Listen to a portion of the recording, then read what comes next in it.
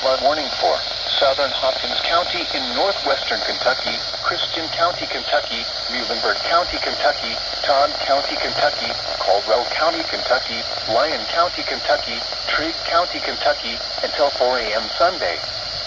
At 5:47 p.m., Doppler radar indicated thunderstorms producing impacts into the warned area.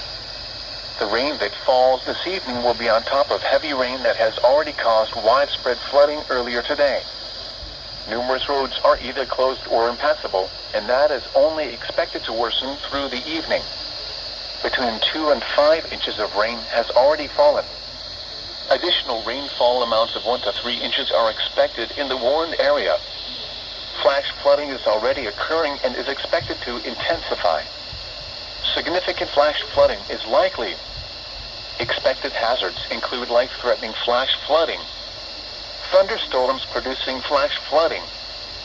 Source: radar. The following impacts are expected: life-threatening flash flooding of creeks and streams, urban areas, highways, streets, and underpasses.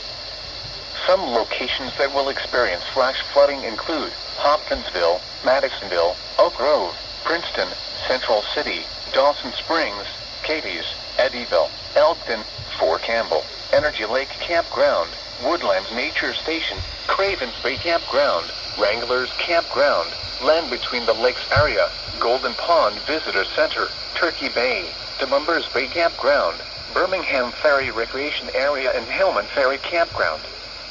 Repeating, a flash flood warning has been issued until 4 a.m. Sunday for the following counties: in Kentucky, Caldwell, Christian, Hopkins, Lyon, Muhlenberg, Todd.